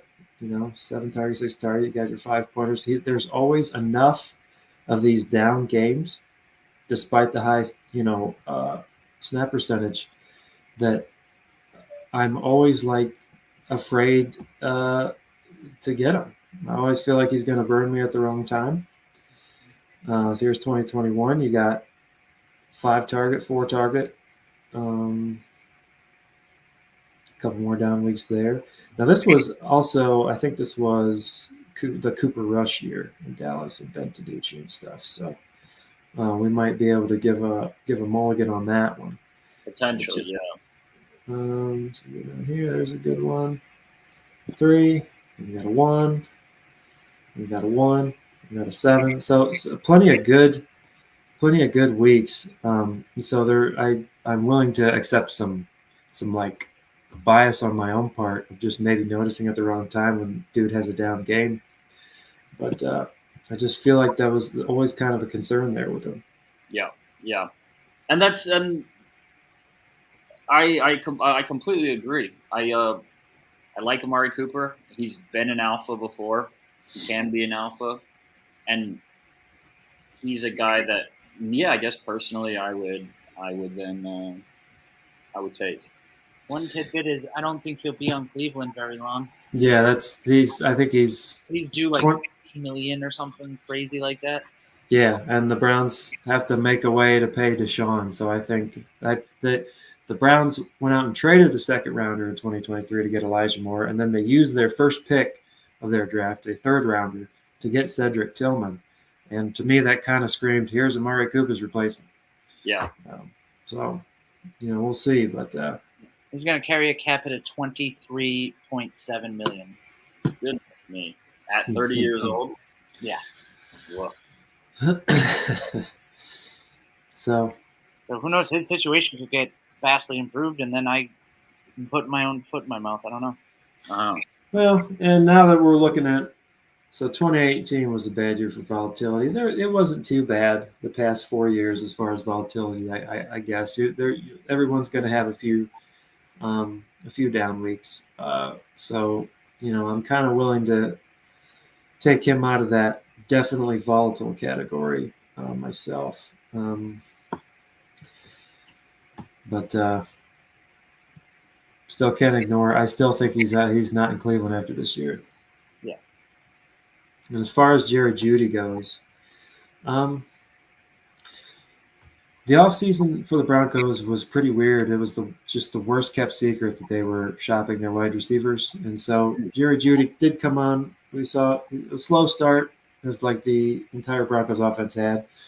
Ended up better. I kind of thought Cortland Sutton would have been more the one in that situation, but Cortland Sutton just hasn't gotten it back since I think his ACL tear in 2019. I think it was. Just seems like he just hasn't found a real nice groove since then, and so gotta admit that going into 2023, it looks like Jerry Jeudy is the top receiver there. Right. I think I might be a little higher on Marvin Mims than some people. Not worried about 2023. I kind of think that the Broncos wide receiver room as early as 2024 could be Jeudy and Mims. Time will tell again if this end of the season run here is fluky as far as does Russell Wilson, is he still good or does he suck? Is it more how most of the year went for the Broncos offense? We'll see. I'm taking a wait and see approach with that and not really guessing one way or the other. I can completely get behind that. These were some interesting thoughts, but at the end of the day, I want number one guys. And if I was looking to compile a wide receiver 2, wide receiver 3, I would be targeting those guys. I mean, Jerry Jeudy could blow up. Michael Pittman probably won't, but is still 25, ready to rock with a new quarterback, a new coach. Yeah. Basically my thinking there. Any other thoughts on Judy Tunes? I like it. One of those, maybe not yet put him on my list, but he's definitely somebody I thought of. I've drafted him in my redraft leagues like every year for the last 3 years. So No, I mean, what like so this year have you been doing it too? yeah. Just So where is he's it? falling, I'm like, why? Yeah, I'm taking Yeah, him. what round are you taking him? It's all over the place, but I'm usually targeting him. Usually, I think it's like the 4th, 5th round is where I've been finding him. I would say 5th round is probably Yeah. pretty. It depends on who goes where too. If my Yeah. guys are gone and he's there, I'm taking him in the 4th. If my Yeah. guys are there in the 4th, I'm gonna hope he falls to me back in the 5th. Mm-hmm. Okay. And Tunes, you only had one. Yeah, Drake London. Yeah. Yeah, so argue my point. I looked at it. He had, again, another homer. He's on my team. He had 29% target share. I know that's not a lot because the Falcons ran the ball more than anybody. But if you look towards the end of the year, when they put Desmond Ridder in, they started throwing the ball more. And he's looking to start the season off this year, so maybe they're going to pass more. And it showed when they passed, it was to Drake London. He had, I think, 117 targets last year is what I have down here. And even if they just passed, 2 or 3 more times a game, he could be seeing somewhere closer to like 130 to 150 targets, which opportunity is king when it comes to fantasy. And he had 5 games last year with such low volume, and he still had 14.4 or more points in those PPR points. So that's one of those, if they just take a slight step, if everybody just takes a little step forward, it's going to be hard keeping him out of the lineup. He might not be that anchor this year, but he's only 21. Mm-hmm. He didn't even drink last year. Yeah. So it could be, who knows in the future. It's time will tell. Time will tell. But yeah, maybe Ridder steps up and plays like the guy he played like in Cincinnati. Moves the ball, steps up in the pocket, and delivers on target, on time passes. And Drake London, he's a huge dude, 6'4", 213, monster, 21-year-old. Yeah, another USC guy. I like this idea a lot. The team, the run-heavy offense is the only thing that would deter me here. Right. And they took a running back early, and I mean, we were just talking. We were just talking about how a 15% Chargers target share is worth a 30% on the Bears. What is it worth on the Falcons? I think the Bears and the Falcons were close, so it's probably about the same. Yeah. So he's got 15 on the Chargers.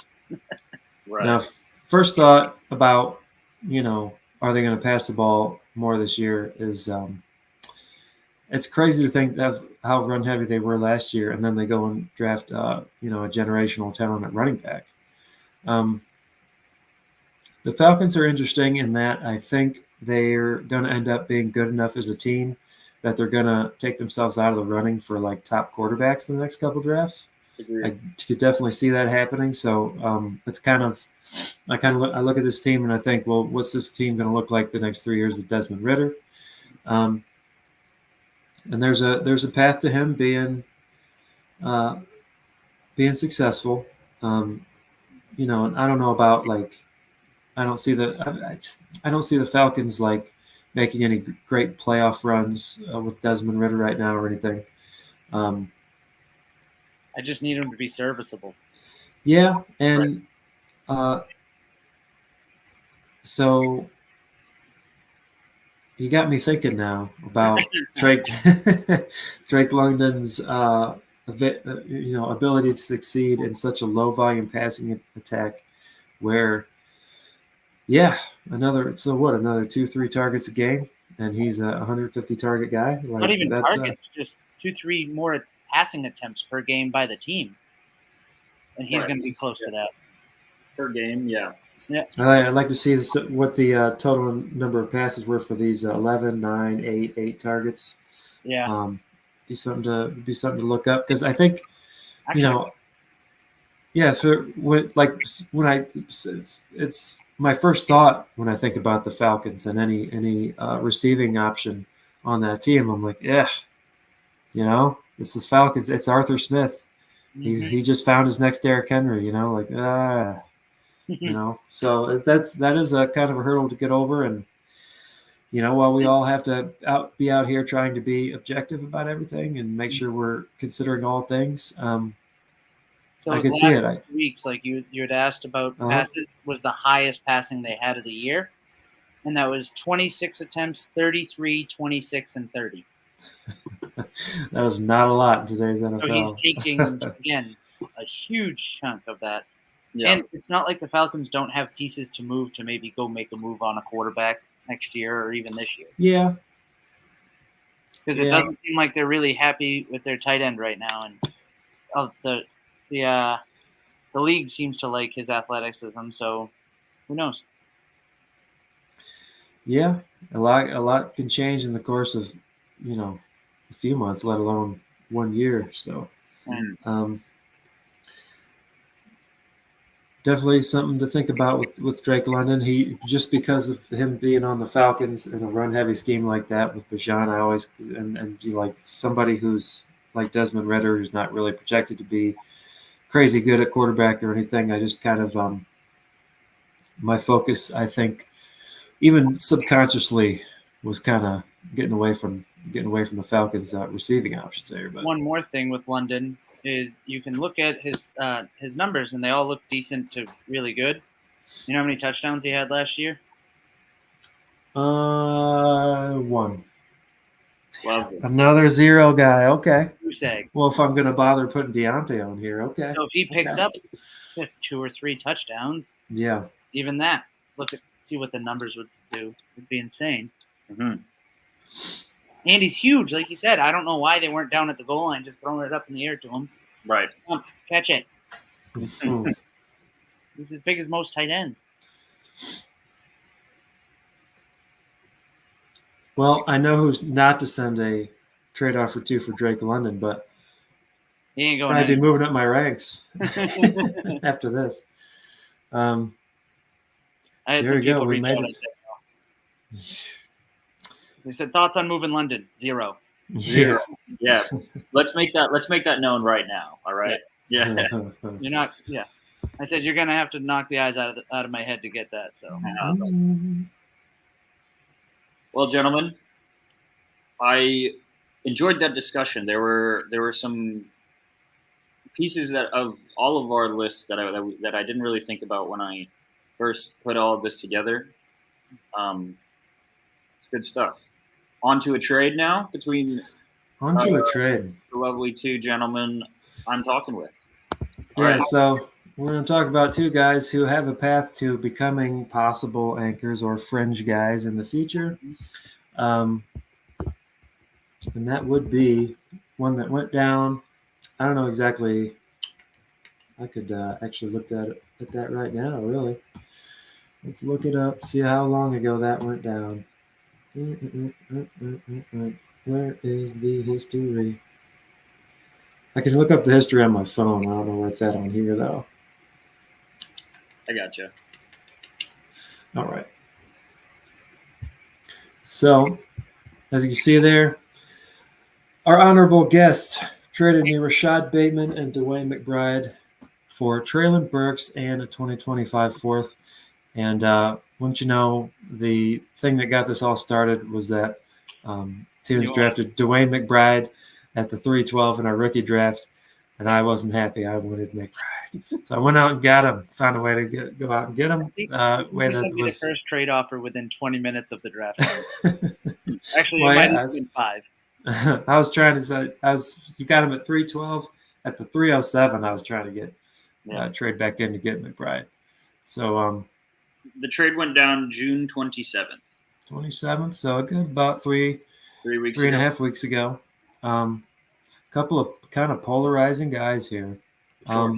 Who do we want to like? Do we want to get into Burks or Bateman first? Really? Bateman. Like we have our unbiased. What's that? Bateman first because I still have no idea how to evaluate Treylon Burks with next to Hopkins. All right. Well, you're our unbiased third party here. Yeah. So whose first thought is, what do you think about, just in a vacuum, what's the better side? It is. It's really polarizing. I have no clue. I think pre-Hopkins trade, I won. Post-Hopkins trade, I have no clue. Yeah. It's hard to see DeAndre Laskin. I did see a good point that said, I forget who they threw out as an example though.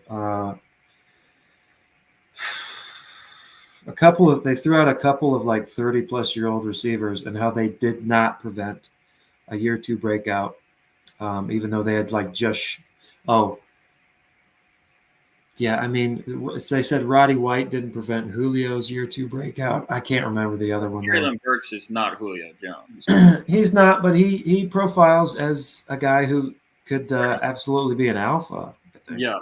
So I think I like the Treylon Burks side, but the only thing that's bringing me back to Rashod Bateman is it's not Greg Roman anymore. It's not. Mm-hmm.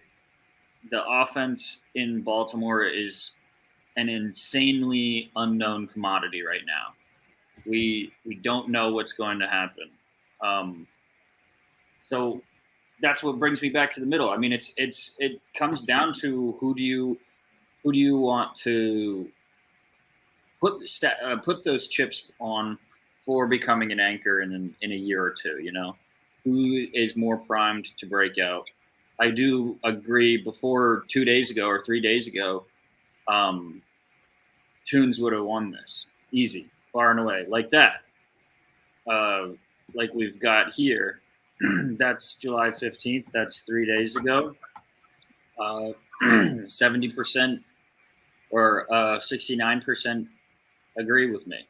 But that's pre-Hopkins news too. I would imagine that's got to have some sort of difference there.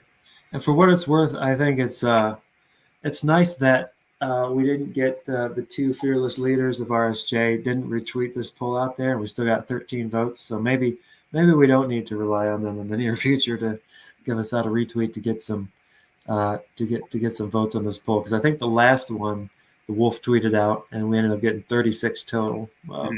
So it's not like we got a crazy amount just because he retweeted it out either. So. One quote I read today said, because I was looking into it about what are people thinking about D-Hop and Burks and the effect it's going to have, and somebody tweeted out, I can't remember who tweeted it, it said, rising tides raises all ships. And I was like, yeah, okay, yeah, it might take some number 1 coverage off of him sometimes and could lead to something good, or just learn from D-Hop for 2 years. Yeah, that's what I was going to say. A mentor, Right. In Tennessee, Treylon Burks is surrounded by positive football minds. Vrabel, Ryan Tannehill's been through the ringer. Not saying he's a great quarterback, but he's been in Tennessee. He knows the deal. He knows the culture. Derrick Henry's been there for ages, and now you add a guy like D-Hop, who has been the best receiver in the NFL before, who has had all of the physical traits, who played an insane style of football and got the rock all the time. I think you're great to bring that up, because the only way up for Treylon Burks to go is up. The only way for Treylon Burks to go is up. And I think I can't wrap my head around it completely. And then go ahead. I'm gonna go down too far of a hole here. One of my things with Treylon Burks, I suppose, is for better or worse, I look at things, all 32 NFL teams, and it's kind of like the same thing with that thought exercise I was talking about earlier with which NFL teams are going to have multiple receivers within that 1 to 32 range. and which teams are going to not have any kind of thing. Mm-hmm. And so I kind of take the same approach with NFL teams. I'm like, okay, not everybody can just be good. There's going to be bottom feeders one way or another. And I feel like I think the Titans GM that they got rid of was John Robinson, right? And then they went. Was that his name? I could be wrong about that. I don't know. But they fired that GM not long after. I think it might have been even in season last year because a big point was that he traded away AJ Brown instead of paying him. I think was one of the reasons to that stuff. There, I'm sure there was many others. I also think that Treylon Burks is going to be unfairly tied to AJ Brown for his entire career. I think he's going to be unfairly compared to AJ Brown every step of the way. That's true. I can see that. And the thing about them getting rid of John Robinson is they went and had a 2023 draft that made me wonder why they bothered getting rid of John Robinson. Mm-hmm. Like the Titans are a team who are like they need to start revamping for the long term, and they didn't draft another wide receiver. They the quarterback they got is Will Levis, who I'm not high on the guy personally. And this running back they went out and got doesn't have a knee, something like that. Like how long is he going to last? I feel like if I'm picking a team or a handful of teams that are going to be having trouble, like the Titans are one of them.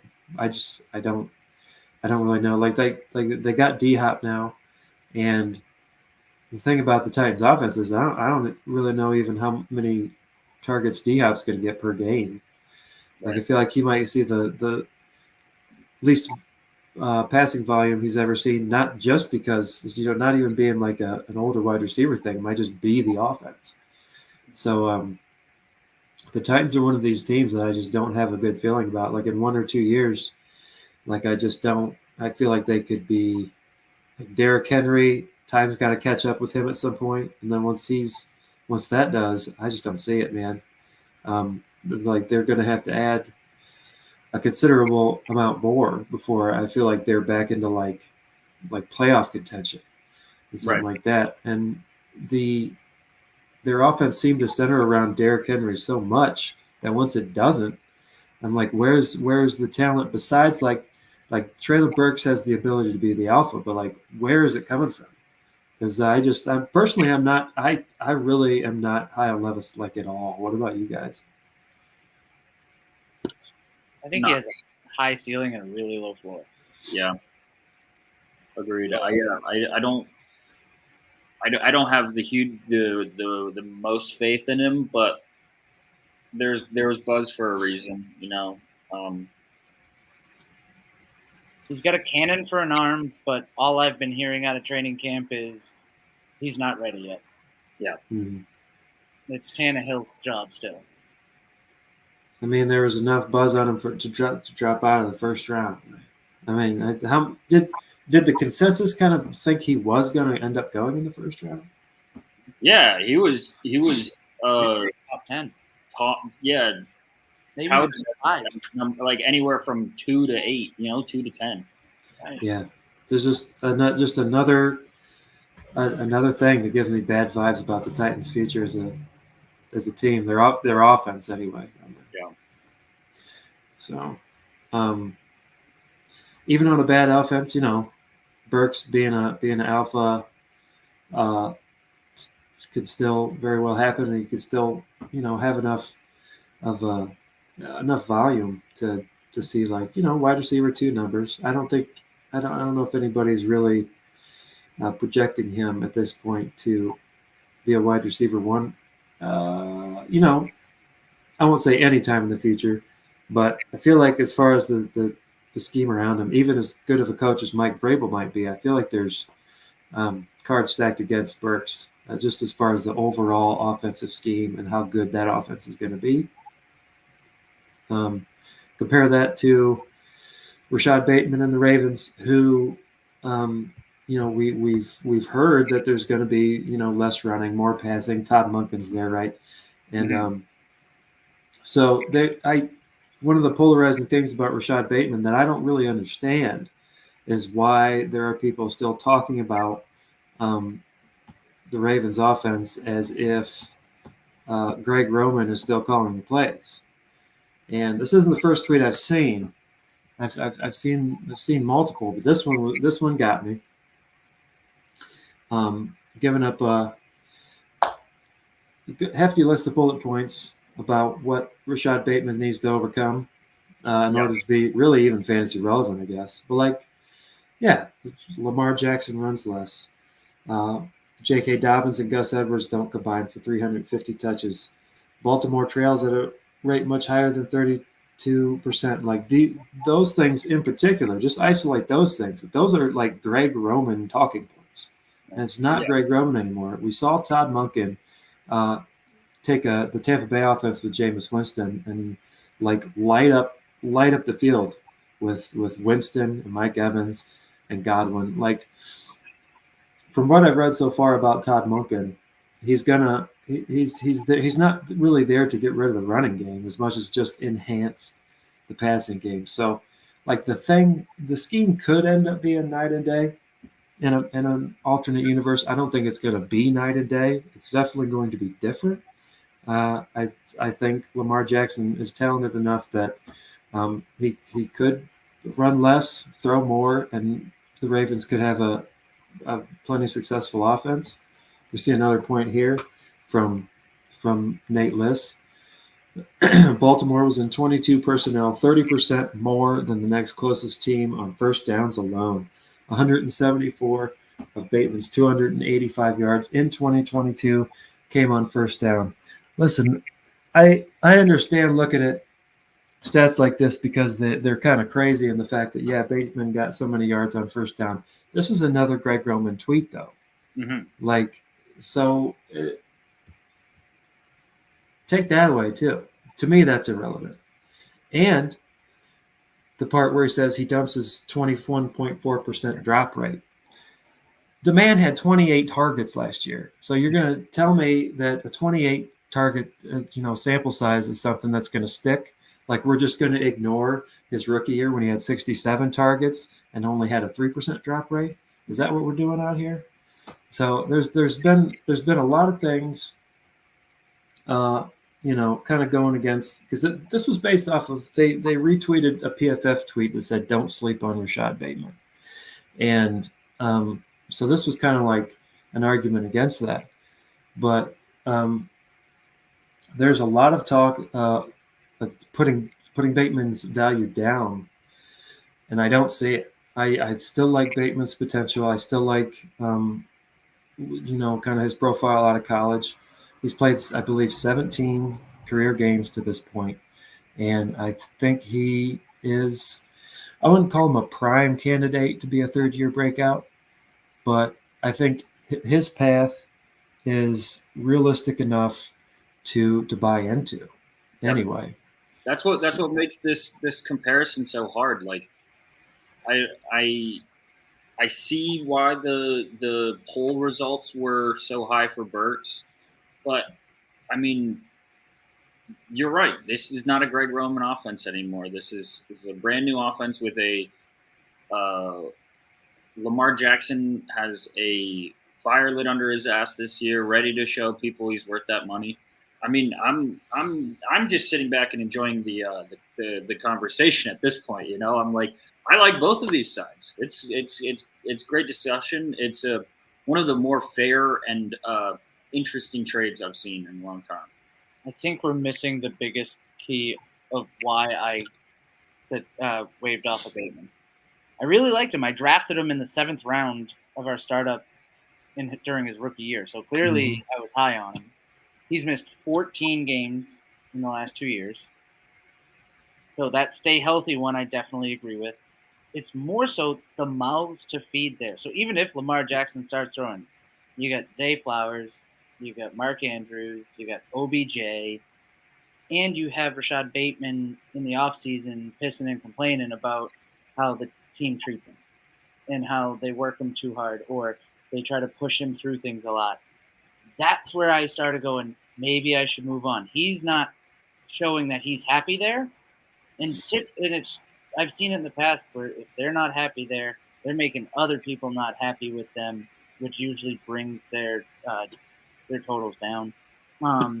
Even like when he's healthy, I agree with you. The drop rate comment's ridiculous. He's not getting the targets, but he's not on the field is the problem. Like it says the other one you showed, it said that most of his targets came on first down. Because when I'm watching the Ravens on TV, I don't see him on the field on third down. So that shows a lack of trust in him, which obviously would frustrate you as a guy if you're Bateman thinking, I want to be the guy for this team, and you're taking me off the field. You're not even giving me a chance to help. Yeah. I think there's frustrations both ways.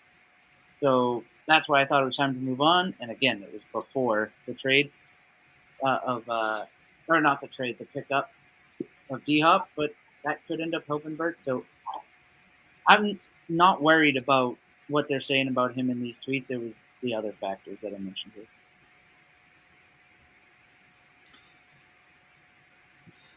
Well, personally, I didn't know that Bateman was so unhappy. Yeah, but, I mean, comments about how he doesn't like how he's been being treated and misused. Okay. I don't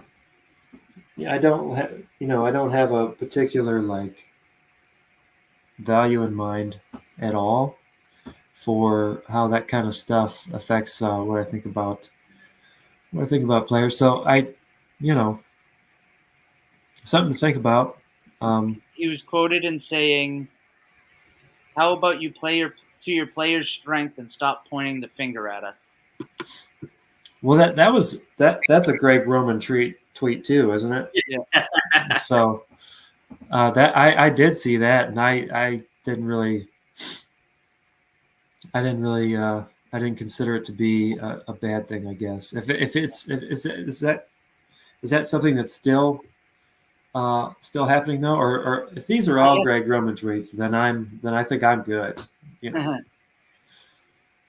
I haven't seen much, but I think he's just frustrated, which he should be. He should be producing a lot more, and he's not.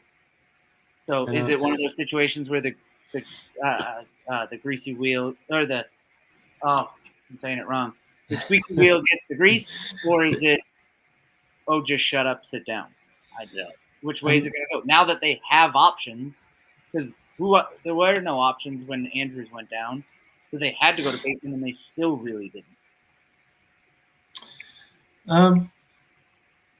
Yeah, I mean, we'll see. Like OBJ to me is kind of like, okay, maybe he's here for a year and then blah. As far as like, I did kind of wonder, like say the Ravens become a real pass heavy team now. Marquise Brown, he wanted to get traded because they were too conservative. If he's not, so he's with Arizona for a year. And then they become this pass-out heavy offense. I wonder if he's like, damn it, can you take me back to Baltimore? But so there's one example where Marquise Brown, he was the greasy wheel that got the squeak and got his trade that he wanted to, and so yeah, I don't know if these are all. I'll keep an eye out. If Rashod Bateman's still complaining, and he's not complaining about basically Greg Roman, then I'll take some notice there for sure. And see what happens in the preseason. Yeah, I mean this is a fun one. I mean, like here I am, Cleveland Browns fan, but I'm like genuinely interested to see how this Ravens offense. What it turns into here. It could be a lot of fun. I think so too. I think it could end up being one of the most fun offenses to watch since the greatest show on turf. And I'm not convinced that Zay Flower is gonna be good. I think I don't know that he's set to be an alpha, though, and at least alpha wide receiver. You know. Well, was Antonio Brown too small though? Too like I don't know. I don't totally count these guys out. Right, but he also took a few years to develop, and didn't have first round grades. Right. I don't think they're going to be like the Greatest Show on Turf where they just threw the ball so much. It's just going to be defenses lining up and going, what do we stop? Right. Yeah.